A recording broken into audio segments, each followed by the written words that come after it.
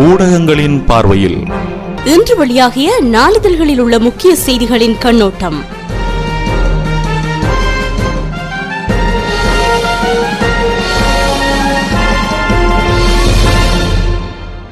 வடக்கு மாகாண சபை தேர்தலை நடத்துமாறு அரசாங்கத்திற்கு அழுத்தங்கள் கொடுக்கப்பட்டு வரும் நிலையில் இருப்புக்காக வேறு சபைகளை கலைக்க அரசு முயற்சிப்பதாக குற்றச்சாட்டுகள் எழுந்துள்ளன. வணக்கம் நேயர்களே, இன்று மே மாதம் 10ஆம் தேதி வியாழக்கிழமை மற்றும் ஒரு ஊடகங்களின் பார்வை நிகழ்ச்சியூடாக இன்று உங்களை சந்திக்கிறேன். நாம் இன்றைய தினம் தென்னிலங்கையிலிருந்து வெளிவந்துள்ள வீரகேசரி பத்திரிகையை முதலாவதாக பார்க்கலாம். ஐநா தீர்மானத்தையும் ஜனநாயக கோரிக்கைகளையும் ஏற்க மறுத்தால் மக்களை திரட்டி சாத்வீக போராட்டம். அரசுக்கு கூட்டமைப்பு எச்சரிக்கை. சிங்களவர்களை குடியேற்றி பிணத்தை உருவாக்க திட்டம் என்கிறது என்ற பிரதான தலைப்புடன் அந்த பத்திரிகை வெளிவந்துள்ளது. நல்லிணக்க ஆணைக்குழுவின் சிபாரிசுகள் தொடர்பாக ஐநாவின் தீர்மானத்தையும் தமிழர் சார்ந்த தமிழ் தேசிய கூட்டமைப்பின் ஜனநாயக ரீதியிலான கோரிக்கைகளையும் அரசாங்கம் ஏற்றுக்கொள்ள விட்டால் தந்தை செல்வாவின் வழியில் எமது மக்களை அணி திரட்டி சாத்வீக போராட்டத்தை ஆரம்பிக்கும் கட்டம் உருவாகும் என்று கூட்டமைப்பின் செயலாளரும் எம்பியுமான மாவை சேனாதிராசா நேற்று சபையில் எச்சரிக்கை விடுத்தார். நியாயமான அரசியல் தீர்வு ஒன்றை எட்டுவதற்கும் அது தொடர்பிலான பேச்சுக்களை மீண்டும் ஆரம்பிப்பதற்கும் தமிழ் தேசிய கூட்டமைப்பு இன்றும் தயாராகவே இருக்கிறது என தெரிவித்த மாவை எம்பி, தமிழர் பிரதேசங்களில் சிங்களவர்களை குடியேற்றி அங்கு கலப்பினம் ஒன்றை உருவாக்கி அங்கு பௌத்த ஆக்கிரமிப்பை ஏற்படுத்துவதே அரசாங்கத்தின் திட்டமாக இருக்கிறது எனவும் அவர் குறிப்பிட்டார். பாராளுமன்றத்தில் நேற்று புதன்கிழமை அமர்வின் போது இடம்பெயர்ந்த மக்களின் மீள் குடியேற்றம் தொடர்பில் சபை ஒத்திவைப்பு வேளை பிரேரணை ஒன்றை சமர்ப்பித்து உரையாற்றும் போதே மாவை எம்பி இதனை தெரிவித்ததாக வீரகேசரியின் என்ற பிரதான செய்தி நின்று செல்கிறது. ஹிலாரியை சந்திப்பதில் தவறில்லை, ஆனால் காட்டிக் கொடுக்க கூடாது, அமைச்சர் சம்பிக்க ரணவக்க கூறுகிறார் என்ற தலைப்பில் இன்னொரு செய்தி வெளிவந்துள்ளது. அமெரிக்க ராஜாங்க செயலாளர் ஹிலரி கிளின்டனை வெளிவிகார அமைச்சர் ஜிஎல் பீரிஸ் சந்திப்பதில் எவ்விதமான தவறும் கிடையாது, ஆனால் நிலைப்பாட்டை விட்டு கொடுத்து விடக்கூடாது என்று அமைச்சரும் ஜாதிக ஹெலோருமேவின் பொதுச் செயலாளருமான சம்பிக்க ரணவக்க தெரிவித்தார். ஜெனிவாவில் அமெரிக்கா இலங்கைக்கு செய்த துரோகத்தை எளிதில் மறந்துவிட முடியாது. அதேபோன்று நாட்டின் அரசியலமைப்பு மற்றும் தேசிய தீர்வு திட்டங்களை மாற்றி அமைக்க தனி மனிதர்களுக்கு உரிமையோ அதிகாரமோ கிடையாது எனவும் அவர் தெரிவித்தார். வெளிவிகார அமைச்சர் ஜிஎல் பீரிஸின் அமெரிக்க விஜயம் குறித்து உள்நாட்டிலும் பல்வேறு கருத்துக்கள் வெளிவர ஆரம்பித்துள்ளன. அரசியல் தீர்வு குறித்தோ நல்லிணக்க ஆணைக்குழுவின் பரிந்துரைகளை நடைமுறைப்படுத்துவது குறித்தோ எவ்விதமான தகவல்களையும் அமெரிக்காவிற்கு வழங்க வேண்டிய அவசியம் இல்லை. ஏனென்றால் ஜெனிவாவில் அமெரிக்கா இலங்கைக்கு எதிராக செய்த துரோகத்தனத்தை மறக்கவோ மன்னிக்கவோ முடியாது. எனவே அமெரிக்கா செல்லவிருக்கும் ஜிஎல் பீரிஸ் இதுவரையில் பாதுகாக்கப்பட்ட நிலைப்பாடுகளை காட்டிக் கொடுத்துவிடக் கூடாது எனவும் பாட்டலி சம்பிக்க ரணவக்க தெரிவித்ததாக அந்த செய்தியும் நீண்டு செல்கிறது. பரிந்துரை அமலாக்கம் குறித்து அமெரிக்காவிற்கு திட்டம் சமர்ப்பிக்க மாட்டோம், தெளிவுபடுத்துவோம். வெளிவிகார அமைச்சின் செயலாளர் அமுனுகம என்ற தலைப்பில் ஒரு செய்தி வெளிவந்துள்ளது. வெளிவிகார அமைச்சர் பேராசிரியர் ஜிஎல் பீரிஸ் இம்மாதம் அமெரிக்காவிற்கு மேற்கொள்ள உள்ள விஜயத்தின் போது கற்றிருந்த பாடங்களும் நல்லிணக்கமும் தொடர்பான ஆணைக்குழுவின் பரிந்துரைகளை எவ்வாறு நடைமுறைப்படுத்த போகிறோம் என்பது தொடர்பில் அமெரிக்கா தரப்பினரை தெளிவுபடுத்தும் செயற்பாடுகளிலே ஈடுபடுவார் என்று வெளிவிகார அமைச்சின் செயலாளர் கருணாதிலக அமுனுகம தெரிவித்துள்ளார். மாறாக சில தரப்பினர் கூறுவதை போன்று கற்றிருந்த பாடங்களும் நல்லிணக்கமும் தொடர்பான ஆணைக்குழுவின் பரிந்துரைகளை அமல்படுத்துவது குறித்த செயற்திட்ட வரைவையோ அரசியல் தேர்வு திட்டத்தையோ அமெரிக்கா தரப்பினருக்கு வழங்க மாட்டோம் எனவும் கருணாதிலக அமுனுகம தெரிவித்ததாக அந்த செய்தியும் நீண்டு செல்கிறது. யாழ் அரசு அதிபர் இமல்டா சுகுமார் இடமாற்றம், அருமை நாயகம் நியமனம் என்ற தலைப்பில் இன்னும் ஒரு கட்டமிடப்பட்ட செய்தி வெளிவந்துள்ளது. யாழ் மாவட்ட அரசாங்க அதிபர் திருமதி இமல்டா சுகுமார் உடனடியாக அமலுக்கு வரும் வகையில் இடமாற்றம் செய்யப்பட்டுள்ளதுடன் யாழ் மாவட்ட அரசாங்க அதிபராக மட்டக்களப்பு மாவட்ட அரசு அதிபர் சுந்தரம் அருமை நாயகம் நியமிக்கப்பட்டுள்ளார்.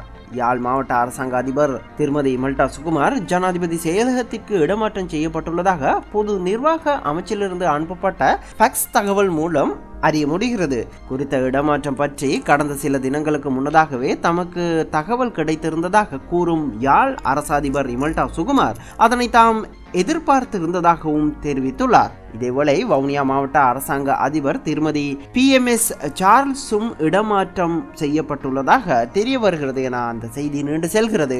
தெற்கின் இணக்கமின்றி தீர்வு இல்லை, பாராளுமன்ற தெரிவுக்குழுவே ஒரே வழி, கூட்டமைப்பின் அங்கம் இல்லாது குழுவில் அர்த்தமும் கிடையாது, அரசாங்கம் அறிவிப்பு என்ற தலைப்பில் ஒரு செய்தி வெளிவந்துள்ளது. தெற்கின் இணக்கமின்றி நிரந்தர தீர்வை எட்ட முடியாது என்பதால் பாராளுமன்ற தெரிவுக்குழுவே தீர்வுக்கு ஒரே வழியாகும். எனினும் தமிழ் தேசிய கூட்டமைப்பு அங்கம் வகிக்காத பட்சத்தில் அந்த தெரிவுக்குழுவில் அர்த்தம் கிடையாது. எனவே குழுவில் இணைந்து கொள்ளுமாறு அரசாங்கத்தின் சார்பில் கூட்டமைப்புக்கு அழைப்பு விடுப்பதாக சபை முதல்வர் அமைச்சர் நிமல் சிறிபாலடி சில்வா நேற்று பாராளுமன்றத்தில் தெரிவித்தார். தமிழ் மக்களுக்கான அரசியல் தீர்வினை பெற்றுக் கொடுக்க வேண்டும் என்ற நோக்கமே அரசுக்கு இருக்கிறது. அந்த வகையில் கூட்டமைப்புடனான பேச்சுக்கும் தாம் தயாராக இருக்கிறோம். பேச்சுவார்த்தைக்கான கதவு கூட்டமைப்புக்கு திறந்தே இருக்கிறது எனவும் அமைச்சர் தெரிவித்ததாக அந்த செய்தி நீண்டு செல்கிறது. பௌத்த விகாரைகள் அழிக்கப்பட்டே இந்து கோயில்கள் அமைக்கப்பட்டுள்ளன. வடக்கு கிழக்கு தமிழரின் தாயகம் என்பது அப்பட்டமான பொய் என்கிறார் மேதானந்த தேரர் என்ற தலைப்பில் இன்னும் ஒரு செய்தி வெளிவந்துள்ளது. இலங்கையில் புகழ்பெற்று விளங்கும் அனைத்து இந்து கோயில்களும் பௌத்த விகாரைகள் அழிக்கப்பட்டே அமைக்கப்பட்டுள்ளன என்று ஆளும் தரப்பு எம்பியான எல்லாவல மேதானந்த தேரர் தெரிவித்தார். பாராளுமன்றத்தில் நேற்று புதன்கிழமை நடைபெற்ற சபை ஒத்திவைப்பு வேலை பிரேரணை மீதான விவாதத்தில் கலந்து கொண்டு உரையாற்றும் போதே மேதானந்த தேரர் இவ்வாறு குறிப்பிட்டார். வடக்கு கிழக்கு மாகாணங்கள் தமிழர்களின் தாயகம் என்பது அப்பட்டமான பொய். இப்பிரதேசங்களில் வாழ்ந்து வந்த சிங்களவர்கள் இன்று ஏது மற்றவர்களாக இருக்கின்றனர். வடக்கு கிழக்கு தமிழர்களின் தாயகம் என்பதை உங்களால் நிரூபிக்க முடியுமா? இலங்கையின் எந்த ஒரு பகுதியையும் உங்களின் தாயகம் என கூற முடியாது. தமிழர்கள் இந்த நாட்டில் வாழ்பவர்கள். தமிழர் பகுதிகள் சிங்களவர்களால் ஆக்கிரமிக்கப்பட்டுள்ளது என்பது அப்பட்டமான பொய்யாகும் எனவும் எல்லாவல மேதானந்த தேரர் தெரிவித்ததாக அந்த செய்தியும் நீண்டு செல்கிறது. வடக்கு மாகாண சபை தேர்தலை இன்றைய தேவை. இருப்புக்காக வேறு சபைகளை கலைக்க அரசு முயற்சி.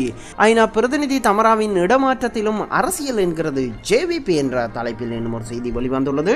வடக்கில் மாகாண சபை தேர்தலை நடத்தி அந்த மக்களுக்கு சிவில் நிர்வாகத்தை வழங்காது தமது அரசியல் இருப்புக்காக அரசாங்கம் வேறு மாகாண சபைகளுக்கான தேர்தலை நடத்துவதற்கு உத்தேசித்துள்ளது. சிவில் நிர்வாகம் எங்கு தேவையோ அங்கு தேர்தலை நடத்தாத அரசாங்கம் தேவையில்லாத மாகாண சபைகளை கலைத்து தேர்தலை நடத்த முயற்சிக்கிறது என ஜேவிபி குற்றம் சுமத்தியுள்ளது. ஐநா மனித உரிமை பேரவைக்கான பதிவிட பிரதிநிதி தமரா குணநாயகத்தின் இடமாற்றத்திற்கு அரசியல் தலையீடுகளே காரணம் என்றும் அந்த கட்சி குற்றஞ்சாட்டியுள்ளது. பெலவத்தையில் உள்ள ஜேவிபியின் தலைமையகத்தில் நேற்று புதன்கிழமை இடம்பெற்ற செய்தியாளர் சந்திப்பில் உரையாற்றும் போதே ஜேவிபியின் பாராளுமன்ற உறுப்பினர் அனுரகுமார் திசாநாயக்க இதனை தெரிவித்ததாக அந்த செய்தி நீண்டு செல்கிறது. நாம் அடுத்ததாக தென்னிலங்கையிலிருந்து வெளிவந்துள்ள லங்கா தீப பத்திரிகையை பார்க்கலாம். அதனுடைய பிரதான தலைப்புச் செய்தி பஞ்ச புத்கல ශ්‍රේෂ්ඨ අධිකරණ විනිසුරු මඩුල්ල තීරණය කරති. பொன்சேகாட்ட நவலோக ரோகலே நவாசிக்க பிரතිகார கண்ண அவசர என்ற பிரதான தலைப்புடன் லங்கா தீப வெளிவந்துள்ளது. ஐவர் கொண்ட நீதியரசர்கள் குழு தீர்மானித்தது. சரத் பொன்சேகாவிற்கு நவலோக வைத்தியசாலையில் தங்கியிருந்து தொடர்ந்தும் சிகிச்சை பெற அனுமதி வழங்கப்பட்டுள்ளதாக இன்றைய பிரதான செய்தியை லங்கா தீப வெளியிட்டுள்ளது. அதனை தவிர இன்னும் சில முக்கிய செய்திகளாக துவிந்தට 19 වෙනිදා බරපතල සත්කාරයක් හිස්කබලේ කොටසක් බන්ධ කරයි என்ற தலைப்பில் இன்னும் ஒரு கட்டமிடப்பட்ட செய்தியும் வெளிவந்துள்ளது. துவிந்த சில்வாவிற்கு 19ஆம் திகதி மற்றும் ஒரு சத்திர சிகிச்சை தலைப்பகுதியில் அந்த சத்திர சிகிச்சை மேற்கொள்ளப்பட உள்ளதாக அந்த செய்தியும் நீண்டு செல்கிறது. இதனை தவிர நாம் இன்றைய தினம் வெளிவந்துள்ள திவையின பத்திரிகையை பார்க்கலாம். ஜோர்தான் நேற்று ஸ்ரீலங்காவின் எலியக் என்ற பிரதான தலைப்புடன் திவையின இன்றைய தினம் வெளிவந்துள்ளது. ஜோர்தானுக்கு இலங்கையிடமிருந்து எச்சரிக்கை என்ற பிரதான தலைப்புடன் அந்த பத்திரிகை வெளிவந்துள்ளது. ஜோர்தான் தடுப்பு முகாமில் தங்க வைக்கப்பட்டுள்ள இலங்கை தொழிலாளர்களை விடுதலை செய்வது தொடர்பான பேச்சுவார்த்தைகள் தோல்வி அடைந்துள்ளதால் இனிவரும் காலங்களில் இலங்கை தொழிலாளர்கள் ஜோர்தானுக்கு அனுப்பப்படுவது தடை செய்யப்படும் என வெளிநாட்டு வேலைவாய்ப்பு ஊக்குவிப்பு மற்றும் நலன்புரி அமைச்சர் தெரிவித்துள்ளார். நாடாளுமன்றத்தில் நேற்று ஐக்கிய தேசிய கட்சியின் உறுப்பினர் ரஞ்சன் அமர்நாயக்க எழுப்பிய கேள்விக்கு பதிலளிக்கும் போதே அவர் இதனை தெரிவித்துள்ளதாக அந்த செய்தி நீண்டு செல்கிறது. அத்துடன் ராட்டை ஆர்த்திகே தருணு கடா வெட்டிமட்ட லாக்வேலா என்ற தலைப்பில் ஒரு செய்தி வெளிவந்துள்ளது. நாட்டின் பொருளாதாரம் மிக பாரிய அளவில் வீழ்ச்சி அடைந்துள்ளதாக அந்த தலைப்புச் செய்தி வெளியிடப்பட்டுள்ளது.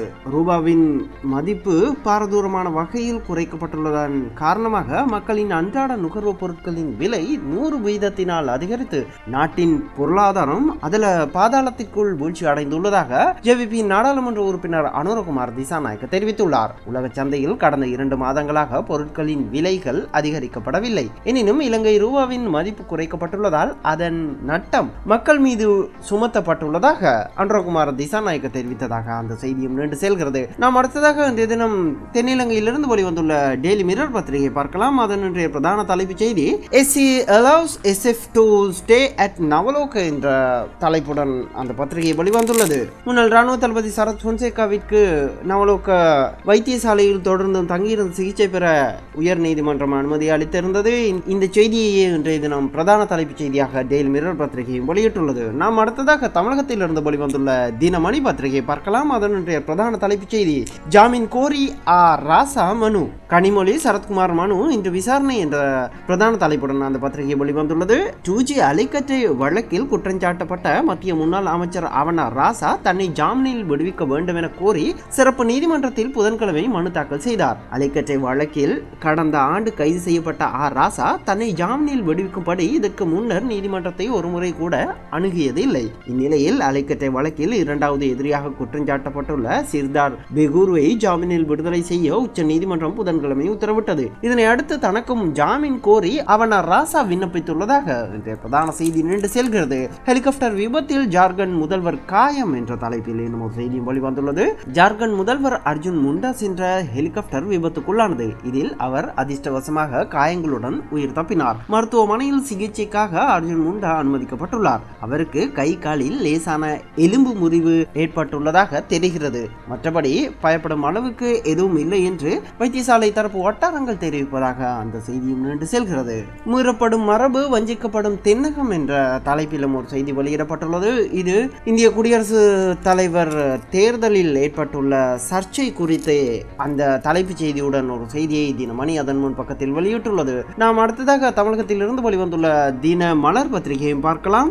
ராசா திடீர் மனு தாக்கல், டில்லி கோர்ட்டில் நாளை விசாரணை என்ற பிரதான தலைப்புடன் தின மலர் இன்றைய தினம் வெளிவந்துள்ளது. 2G ஊழல் வழக்கில் கைது செய்யப்பட்டு கடந்த ஓராண்டுக்கும் மேலாக டில்லி தீகார் சிறையில் உள்ள முன்னாள் தொலைத்தொடர்பு அமைச்சர் ராசா தனக்கு ஜாமீன் வழங்க கோரி முதன்முறையாக மனு தாக்கல் செய்துள்ளார். இந்த அதிரடி திருப்பத்திற்கு காரணம், ராசா அமைச்சராக இருந்தபோது தொலைத்தொடர்பு துறையின் செயலாளராக இருந்த பெகுராவுக்கு நேற்று ஜாமீன் கிடைத்தது. இதை அடுத்தே ராசாவும் தனக்கு ஜாமீன் வழங்க வேண்டும் என மனு தாக்கல் செய்துள்ளதாக தினமலர் பத்திரிகையின் அந்த பிரதான செய்தி நீண்டு செல்கிறது. அந்த செய்தியோடு இன்றைய ஊடகங்களின் பார்வை நிகழ்ச்சி நிறைவுக்கு வருகிறது. மீண்டும் இதே நிகழ்ச்சியில் நாளை உங்களை சந்திக்கும் வரை உங்களிடமிருந்து விடைபெறும் நான் VAK. வணக்கம் நேயர்களே.